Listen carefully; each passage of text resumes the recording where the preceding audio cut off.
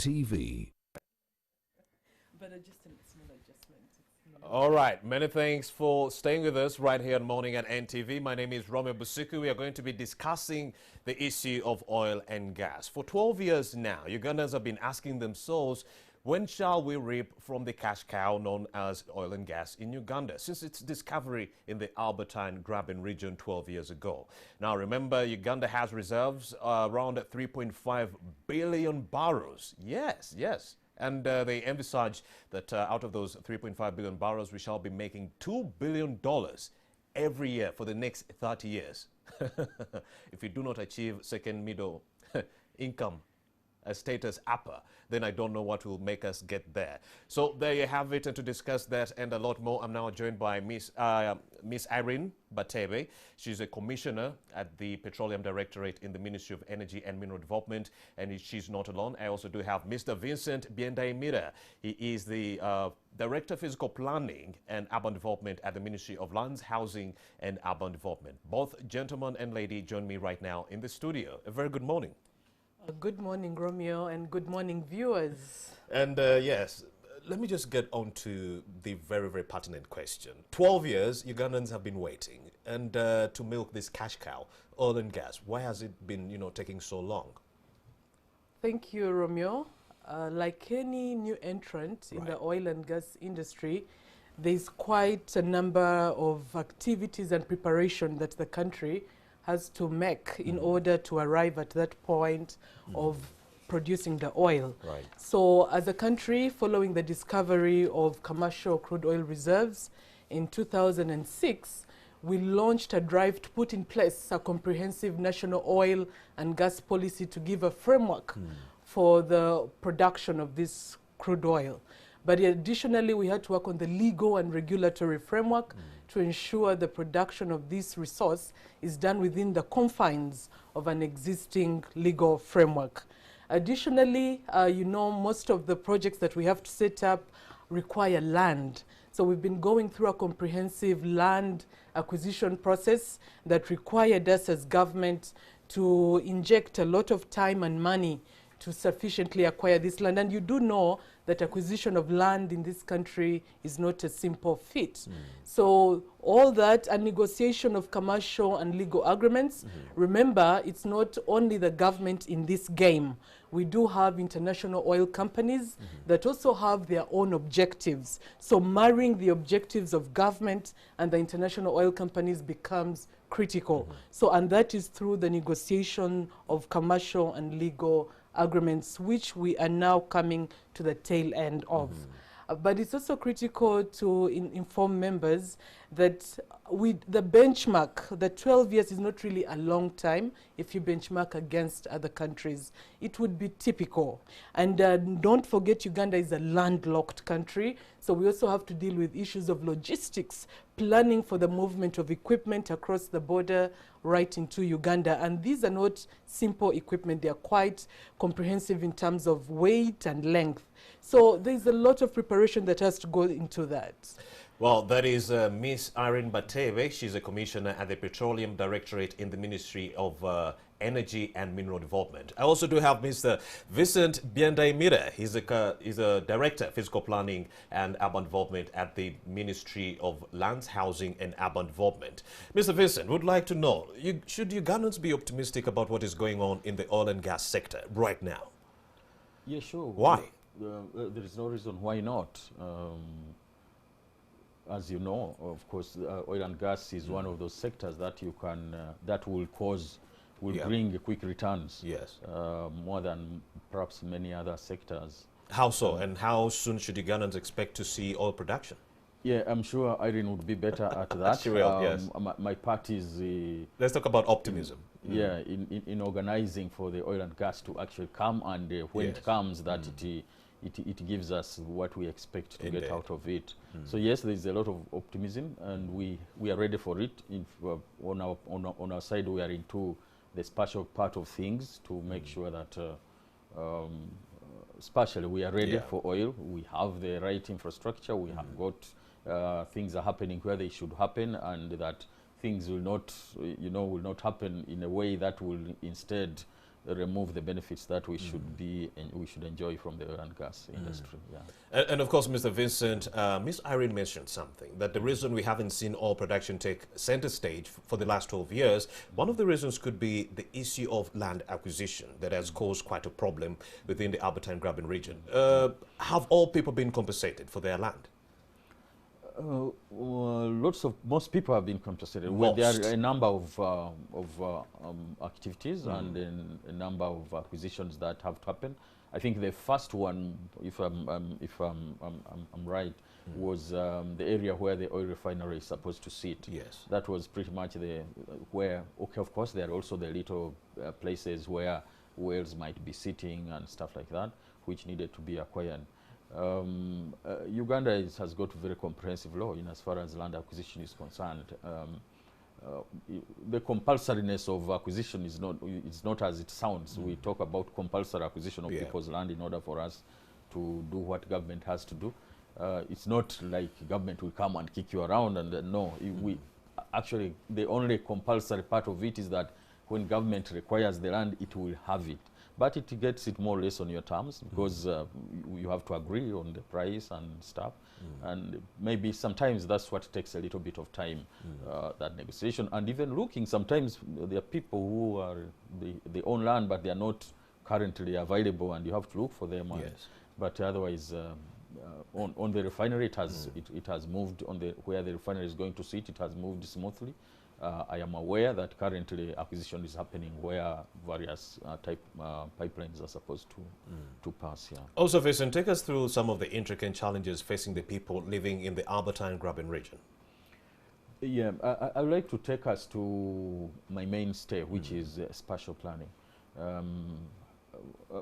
Albertine Graben is one of the most important regions of this country, even before oil. Yes. Because I mean, it's in terms of tourism, it is a haven.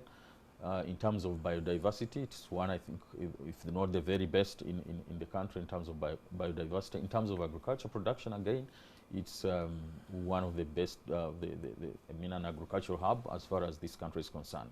So when you get, and now oil and gas also coming in, when you have a mix of all those things, you have tourism, you have oil and gas, you have all these kinds of things, you might expect, if we do not organize ourselves nicely, you might expect some clashes here and there, and that would be the biggest challenge. Indeed, those of us who remember when the oil and gas industry started, when Uganda started confirming commercial quantities of oil in the Graben, there were questions. The tourism industry was like, okay, are we going to lose our tourism to the oil and gas industry?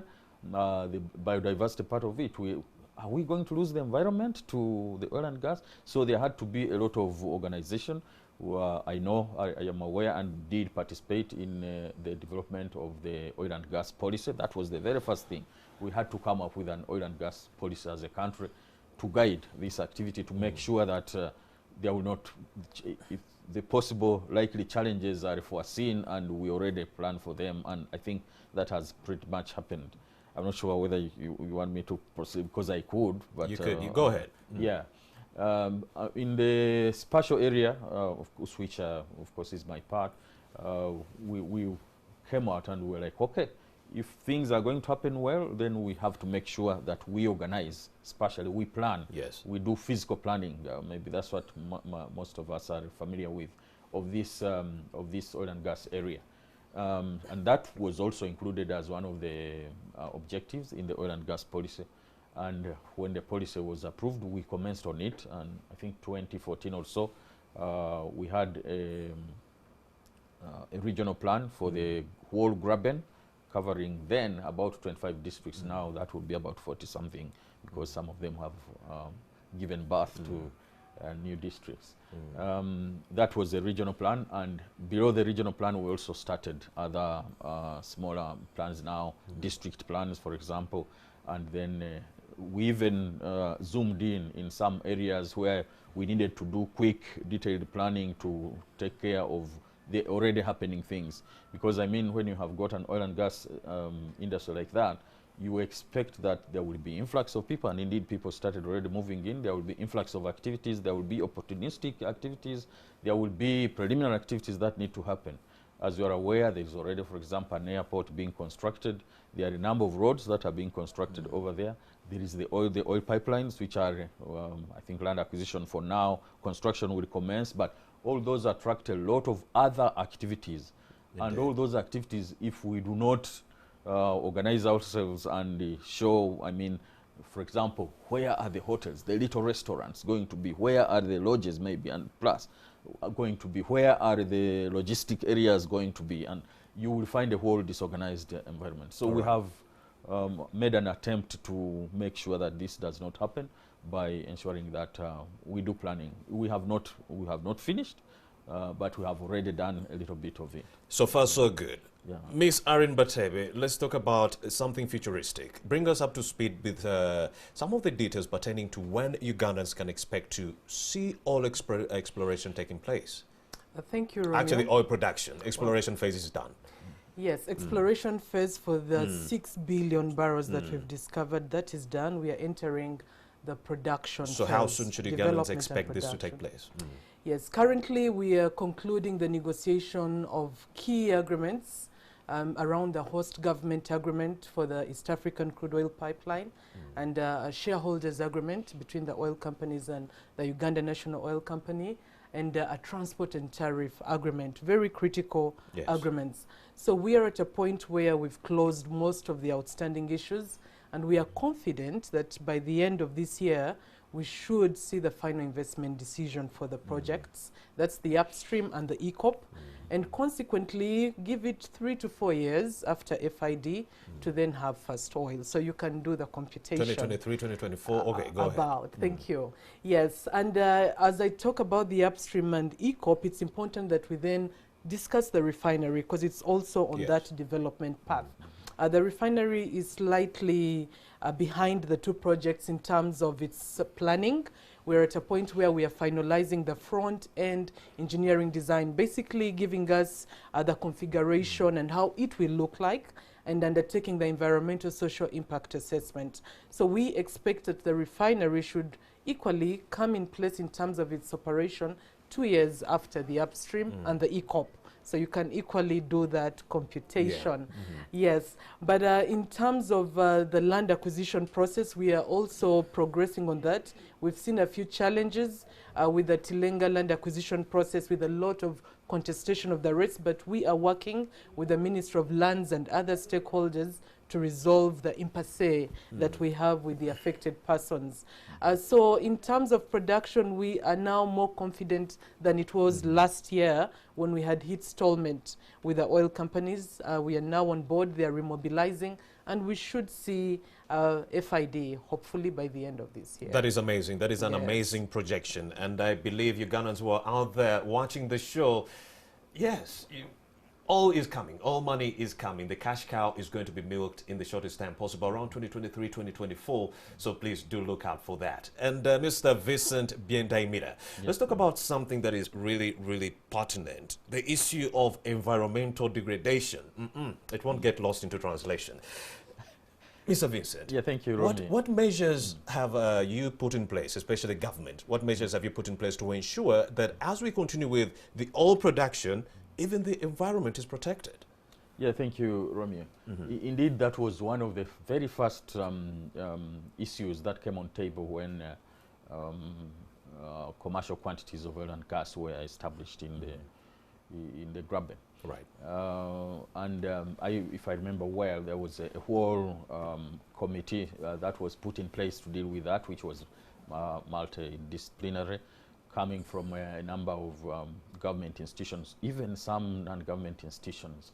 And some of the very first things that were done was to prepare an environmental and social impact assessment of the oil and gas industry. How is it going to affect the environment in this area? There was actually, even before that, there was an environment map that was prepared to check where do we have like environmental issues that require serious consideration. Right. And these were mapped out and are well known. And then, of course, this assessment. Then, of course, lots of serious decisions were taken if we are going to do this, we have to mitigate it this way. As you know, when you carry out an assessment, you check the issues, and then you also decide, you agree on actions that may be taken in order to, and I could give some few examples. Go ahead. For example, I remember when we were looking at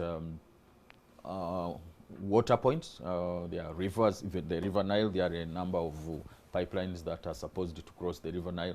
Some decisions were taken. There had to be negotiation. Are we going to put the pipelines underground? Are we going to put them on top? If we are going to put them across on top, how do we make sure that in the event that there is a leak, it will not leak into the water? If they are underground, how do, and of course lots of technical proposals were put in place, and so you can be sure that whatever is going to happen has been checked, and there are like solutions of, there are solutions, yet there are actions that could be taken to make sure that we mitigate whatever might happen. If you look at, for example, where we have got the animals, where, because some of the activities are within the national parks, yes, especially this would be Murchison Falls National Park. So I remember we visited one time, and you had these where you have oil wells, and they had to design them in such a way that eventually it looks more or less like an anthill, so that it fits into the environment. The animals do not get shocked by new infrastructure that they are not familiar with. Indeed. And also keep them small. And there is also a lot of, if you go, for example, where there is an oil well where they finish their activities and the oil well is there, and they have more or less, they're just waiting for production. They have restored the place, and you just see a small thing there. If you went when the activities were taking place, it was a whole big area, but this is restored. Even trees have come back, and grass and things, and because all these are requirements by by the environment. That is a wonderful development, Mr. Vincent. And as a conservationist, I could say that I'm really happy that environmental protection has been inculcated into this whole process of oil production. Get the money, but also put into consideration that the environment has to be protected. Thank you very much for that. That's a plus. And Ms. Irene, you were itching to make a submission or an addition onto his submission. I thought it's important I make a rejoinder to his submission. Yeah, but as you do, you can also give us your last comments, especially on the forthcoming oil and gas sector. It will be same question for Vincent. Go ahead. Okay, thank you. I needed to emphasize the fact that for all the projects that are on the path to the final investment decision, comprehensive environmental social impact assessments have been undertaken up to approval stage by the National Environment Management Authority, NEMA. So really, as the government, we are very critical on this aspect of environment, because we do want these places restored almost to as good as original, and to mitigate the upcoming environmental impact. That's good news. Yeah, so in terms of the pathway to oil production, like I've already indicated, all efforts are being put in place to ensure we finalize the ongoing negotiations that have been protracted with the oil companies, and Ugandans should continue to prepare for their participation in the oil and gas industry. Look out for the opportunities, visit our websites. All the entities in the oil and gas sector have websites where you can go and acquire all the information that we are unable to share in this segment at NTV. Right. Thank you very much. Okay, Mr. Vincent, last comments, if any, yes, especially on the forthcoming oil and gas policy? Yeah, thank you very much. Oil and gas policy is already operational. Perhaps my parting shots would be to partners like Irene and others. Right. That it's important that the physical development plans that have been prepared, we participated together with Irene in preparation for one in the industrial park where the refinery will sit, and now we want to prepare one outside of the refinery. It's important that these physical development plans are implemented. That first of all everybody knows about them, and we do not allow any activities coming into. We have had challenges with the organized development in this country I'm we afraid do not want this to fall. I'm afraid we've run out of yeah. time, Mr. Vincent. Mr. Vincent Bendaimira is the Director of Physical Planning at the Ministry of Lands and Urban Development. And we also do have Ms. Irene Batebe. She is the Commissioner at the Petroleum Directorate in the Ministry of Energy and Mineral Development. And with that, we've come to the end of this conversation. Many thanks for having made the time to speak to NTV. Thank you. Thank you. Well, Mr. Paul Bukenya, you can have a seat. You can have a seat. And Mr. Paul Bukenya, he is the Electoral Commission spokesperson. He's standing by to have a conversation with my reporter, Stephen Imbide, on the Youth Parish Committee elections that turned chaotic. I leave you with that conversation. Let's interface tomorrow, same time, to all the kings, queens, boys and girls who are celebrating your birthdays on this particular Thursday. Happy birthday and blessed